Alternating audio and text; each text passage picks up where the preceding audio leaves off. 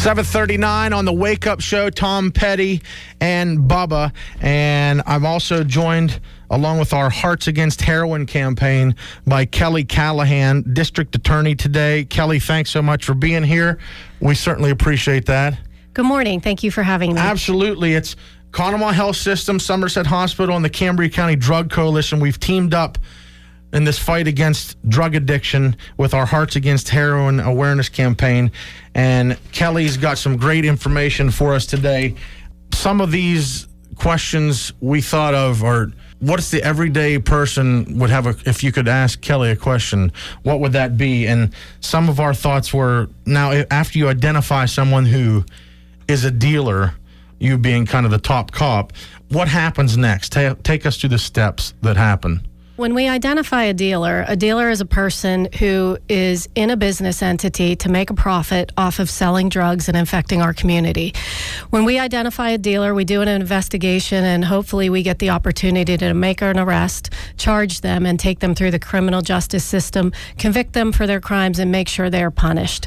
And punishment in those type of situations, the ideal punishment is prison. I'm sure that you always try to get for max, of course, but what do we start off prison time-wise with drug charges? Well, one of the biggest challenges we have right now is the mandatory minimums for drug offenses have been deemed unconstitutional a couple years ago. So we've lost a little bit of our sentencing power to put people away for a long time. So unfortunately, if you're dealing drugs the first time and you have no prior record, and it's heroin, you are looking at probably 9 months or less as far as a prison term goes. But if you're a multiple offender, you have prior convictions, that goes up. That needs to change, surely. Yes, we used to have mandatory minimums by weight. So if the more drugs you were selling, the more severe the penalties were. We also had mandatories that dealt with guns. If you were dealing drugs and you had a gun in your possession, you were given mandatories. So the legislature's working to fix that. Okay. But as far as sentences, we push for the maximum sentence in drug charges. Okay. Now, on to the push out the pusher line, which is a great tool for citizens to use at any time. How does that correlate along with you then? What happens? Somebody calls push out the pusher, and then you get notified at some point? Yes, the push out the pusher hotline is an anonymous hotline. It's an answering machine, so you leave a message. And the reason we did that, a lot of people have fear of speaking directly, so you can leave a message. Those messages are checked every single day, several times throughout the day.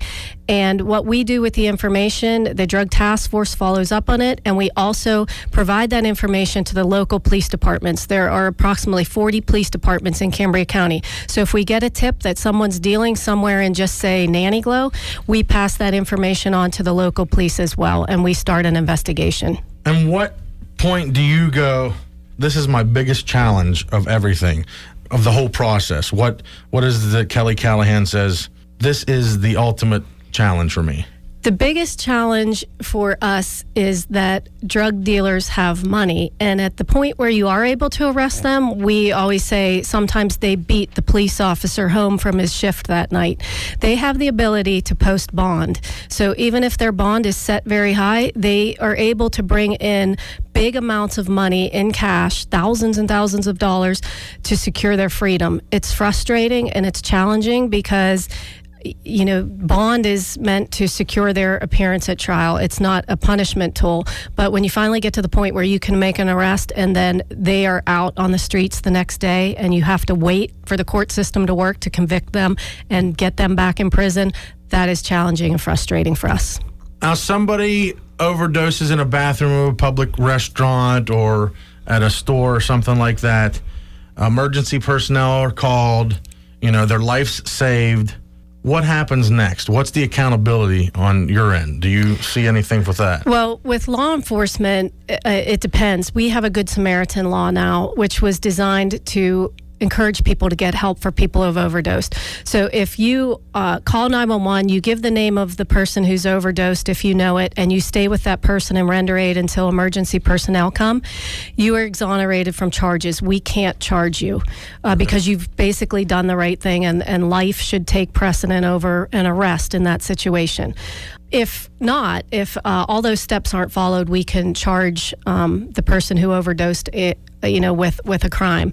But the biggest thing when a person overdoses, even if we're not able to charge, is trying to connect them to services for treatment, trying to, when they're transported to the hospital, have what we call warm handoff discussions, where through the emergency room we can encourage them to get help for their drug addiction. We all hear it in the news. Tons of shootings, murders, robberies. How many of these are all connected to what you're doing every day in this opioid crisis and trying to prosecute people?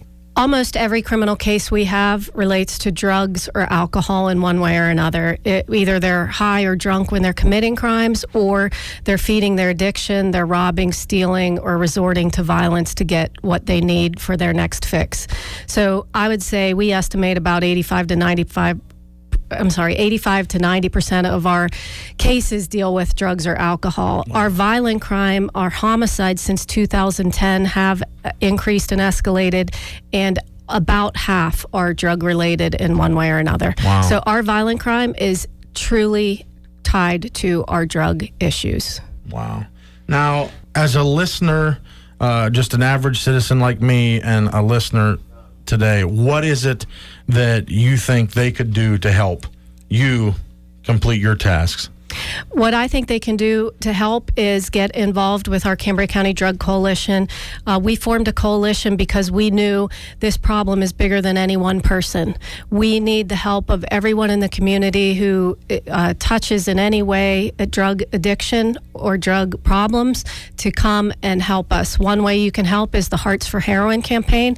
The proceeds from that campaign are going to the coalition, and we hope to fund anything from increased law enforcement patrols to helping people get to treatment, as simple as providing transportation so that they can get to outpatient treatment. As we're able to grow funds, we hope there's more that we can do to make an impact on our community. So get involved with the Cambria County Drug Coalition, and our top cop can make things happen. Thank you, dear, for your time. Appreciate it. Thank you for having me. Thanks again, District Attorney Kelly Callihan, and your efforts. Hearts Against Heroin is presented by Conemaugh Health System and Somerset Hospital, along with Spangler Subaru, Martin Baker America, Yeager's Heating Service, First Summit Bank, and Rocky 99. Rocky 99.